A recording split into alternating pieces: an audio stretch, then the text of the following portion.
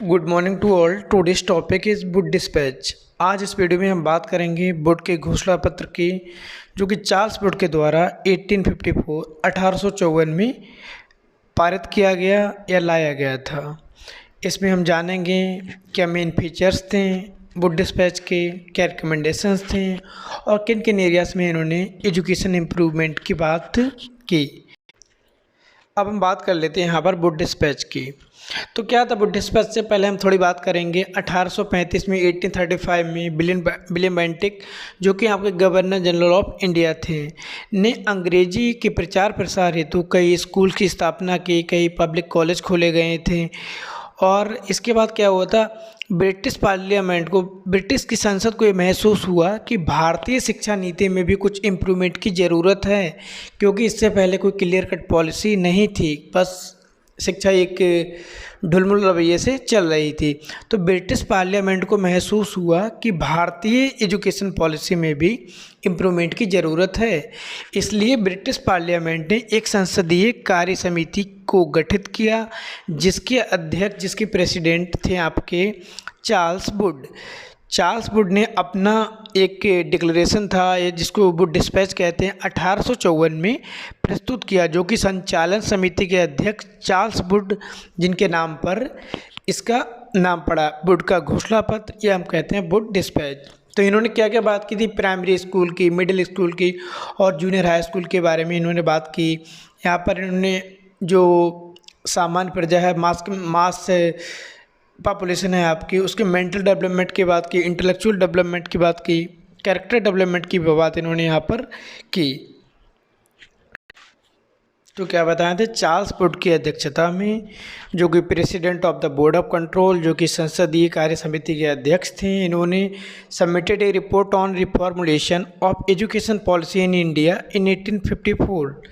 इन्होंने भारतीय शिक्षा में सुधार के लिए 1854 में अपनी पॉलिसी को सबमिट किया। The dispatch is Indeed a very important document. जो घोषणा पत्र था बहुत इंपॉर्टेंट था। इसमें इन्होंने भारत की जो शिक्षा की दिशा और दशा था उसको बदलने के लिए बहुत सार्थक प्रयास किए थे, और प्रत्येक एरिया में इन्होंने बात की थी इम्प्रूवमेंट की। इसीलिए it was considered to be the Magna Carta of English education in India.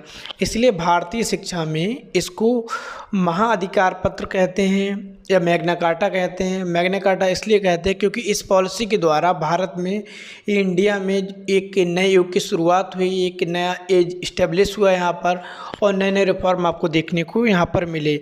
इसने भारतीय शिक्षा को एक नई दिशा दी और एक पॉजिटिव वे में इसको चेंजेस लाए थे। चलिए हम आगे बढ़ते हैं। इसमें क्या था, जो आपकी शिक्षा व्यवस्था थी, चार्ल्स वुड ने यहाँ पर प्राइमरी, मिडिल और हाई स्कूल के डेवलपमेंट की बात की थी, और जो यहाँ की पॉपुलेशन है, जो कॉमन पीपल हैं आपके, मेंटल डेवलपमेंट के साथ साथ में कैरेक्टर डेवलपमेंट की भी बात इन्होंने यहाँ पर की।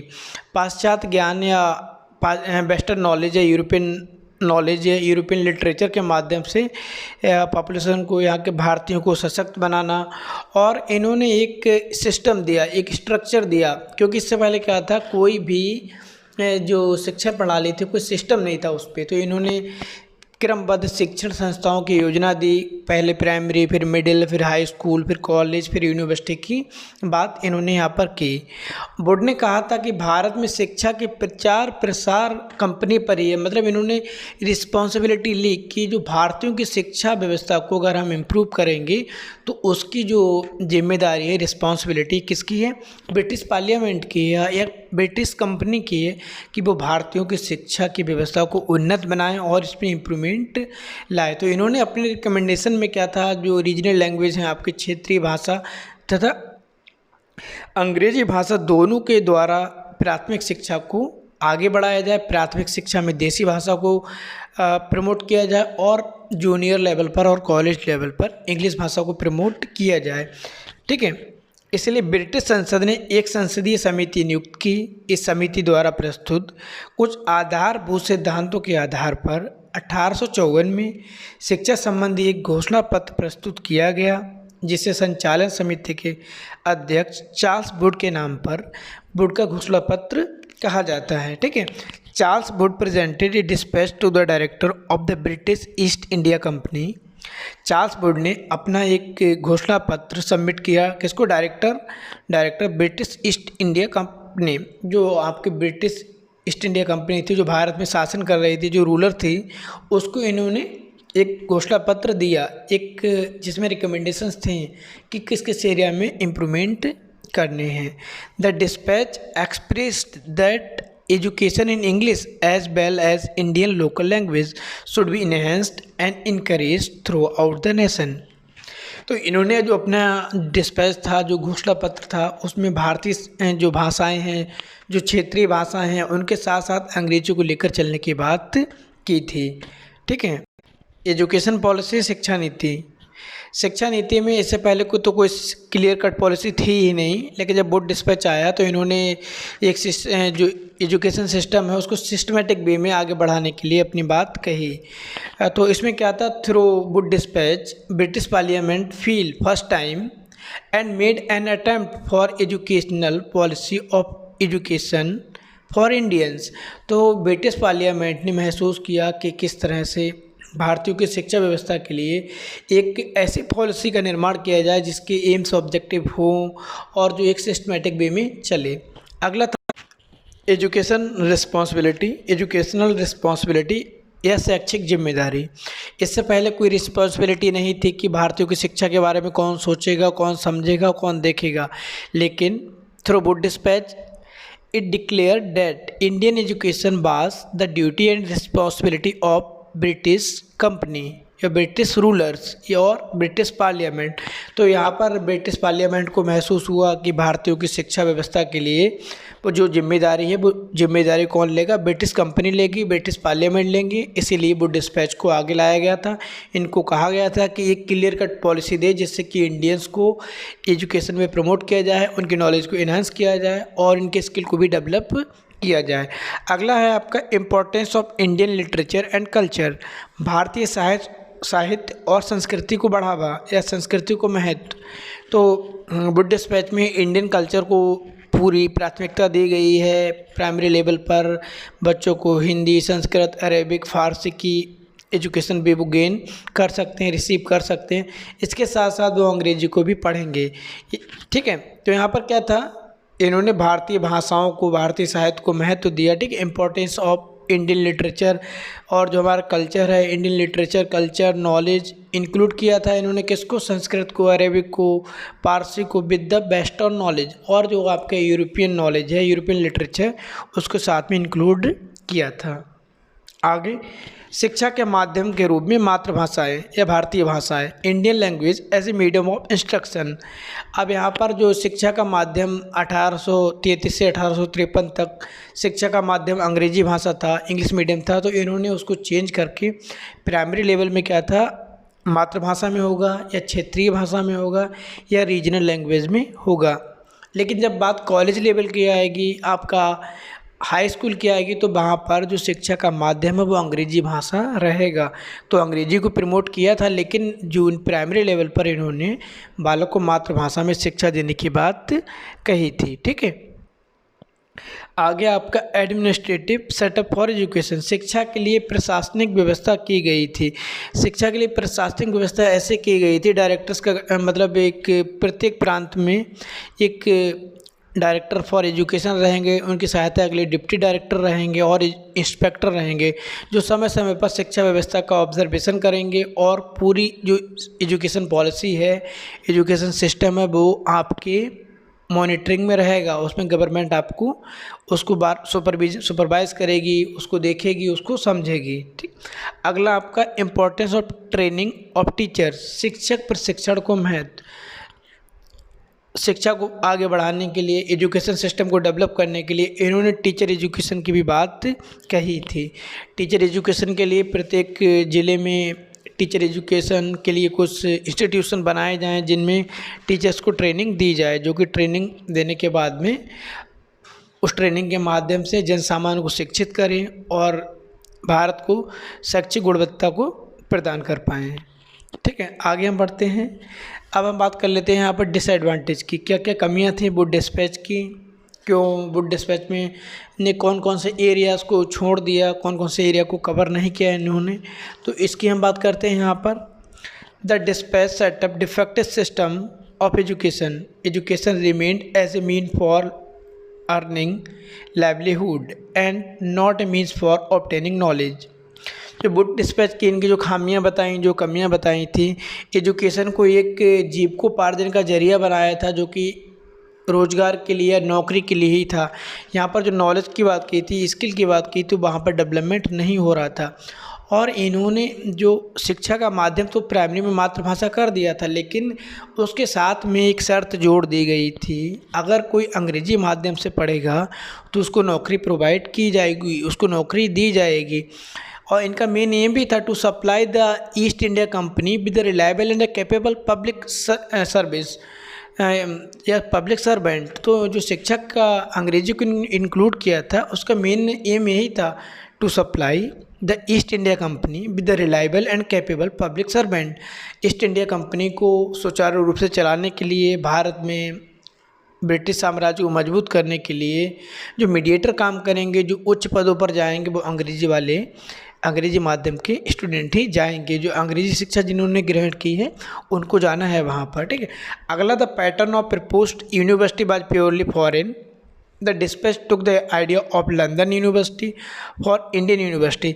जो भारत में विश्वविद्यालय स्थापित करने की बात कही गई थी, बंगाल में कलकत्ता विश्वविद्यालय, मद्रास विश्वविद्यालय और बम्बई विश्वविद्यालय, तो वे जो विश्वविद्यालय हैं वो लंदन विश्वविद्यालय की तर्ज पर स्थापित किए जाएंगे, जिनका कार्य केवल शिक्षण करना नहीं बल्कि भारत में शिक्षा व्यवस्था को ऑब्जर्व करना, सुपरवाइज करना। तो यहाँ पर जो यूनिवर्सिटी का स्ट्रक्चर है तो वो भारतीय परिदृश्य में ठीक नहीं था। यहाँ पर ज़रूरत थी एजुकेशन की, और लेकिन इन्होंने जो यूनिवर्सिटी इस्टेब्लिश की वो उनका कार्य रह गया केवल सुपरविजन का या सुपरवाइज करने के लिए। तो यहाँ पर भारत में जो हायर एजुकेशन को प्रमोट करने का कार्य था वो यूनिवर्सिटी को करना था, लेकिन यूनिवर्सिटी को भी इन्होंने बाउंडेशन में बांध दिया। आगे हम बढ़ते हैं। The dispatch give priority to English. The government was spending the major portion और almost all the allotted money for the education in development. यहाँ पर भी जो डेवलपमेंट की बात की थी, इन्होंने जो प्राथमिकता थी अंग्रेजी को ही दी थी, और जो ग्रांट दी जा रही थी वो ग्रांट का मेजर पोर्शन अंग्रेजी शिक्षा के लिए था। केवल प्राइमरी लेवल पर ही मातृभाषा या रीजनल लैंग्वेज की इन्होंने बात की थी। The main purpose of the dispatch was to spread western knowledge. जो बुट डिस्पैच का मेन पर्पस था पाश्चात्य ज्ञान का प्रसार करना था, यूरोपियन नॉलेज को ट्रांसफ़र करना था, और भारत में ब्रिटिश रूलर्स के लिए सर्वेंट को तैयार करना था, ठीक है।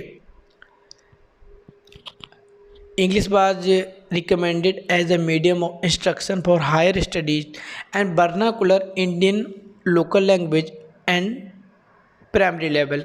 तो यहाँ पर यही था कि इन्होंने पाश्चात्य ज्ञान के प्रसार के लिए जो जूनियर के बाद जो क्लासेस स्टार्ट होंगे वहाँ पर जो मीडियम वो इंग्लिश ही रहेगा आपका, जो वर्नाकुलर था वो केवल प्राइमरी क्लास में था। The education department was setup in each province and education and under the direct control of the government.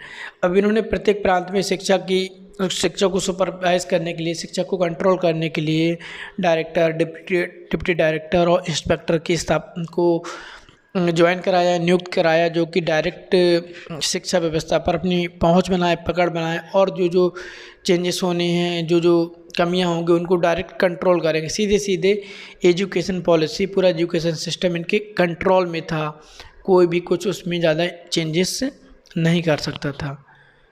अब हम बात कर लेते हैं इनके मेन रिकमेंडेशंस की। क्या क्या इनके मुख्य सुझाव थे 1854 के घोषणा पत्र में। समस्त भारत में विभिन्न स्कूल या विभिन्न स्तरों पर प्राथमिक, मिडिल, हाई स्कूल आदि के स्कूलों की स्थापना करना। तो इन्होंने रिकमेंडेशंस दिए हैं भारत में प्रत्येक एरिया में स्कूलों की स्थापना की जाए, शिक्षा पर अधिक धन व्यय किया जाए, प्रत्येक जिलों में स्कूलों की व्यवस्था की जाए, देशी विद्यालयों में सुधार किए जाएं, मेधावी तथा निर्धन छात्रों को छात्रवृत्तियां प्रदान की जाएं, ठीक है। भारत के नागरिकों का मानसिक व चारित्रिक विकास करना। शिक्षा के माध्यम से भारत के में जो नागरिक हैं, जो भारत के सिटीजन हैं, उनके अंदर उनको इंटेलेक्चुअल डेवलपमेंट किया जाए, इंटेलेक्चुअल डेवलप किया जाए, साथ साथ में मोरल डेवलपमेंट भी उनका किया जाए। इस पत्र में मुंबई, कोलकाता, चेन्नई में उच्च शिक्षा के लिए विश्वविद्यालय खोलने की घोषणा की गई थी, जो कि उच्च शिक्षा के लिए एक सराहनीय कदम था। प्रांतों में शिक्षा विभागों की स्थापना करना तथा प्रत्येक प्रांत में एक शिक्षा निदेशक व उप शिक्षा निदेशक के साथ में निरीक्षकों की तैनाती करना। शिक्षा व्यवस्था को मजबूत बनाने के लिए प्रत्येक प्रांत में इन्होंने शिक्षा निदेशक की स्थापना की, एक डायरेक्टर बनाया, डिप्टी डायरेक्टर बनाया, जो कि एजुकेशन सिस्टम को कंट्रोल कर सके। शिक्षा व्यवस्था किसी वर्ग विशेष के लिए ना होकर जनसाधारण के लिए हो।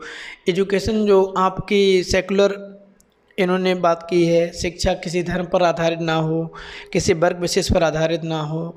महिलाओं को भी शिक्षा दी जाएगी, वहाँ पर मुस्लिमों को भी शिक्षा दी जाएगी। जन सामान्य की शिक्षा की इन्होंने बात की। शिक्षा का माध्यम भारतीय भाषाओं व अंग्रेजी को समन्वित रूप से स्वीकार किया गया। जैसा कि आपको बताएं, प्राइमरी लेवल पर हिंदी, संस्कृत या जो आपकी रीजनल लैंग्वेज है उसके अकॉर्डिंग होगी। उसके बाद से शिक्षा की व्यवस्था अंग्रेजी माध्यम से होगी।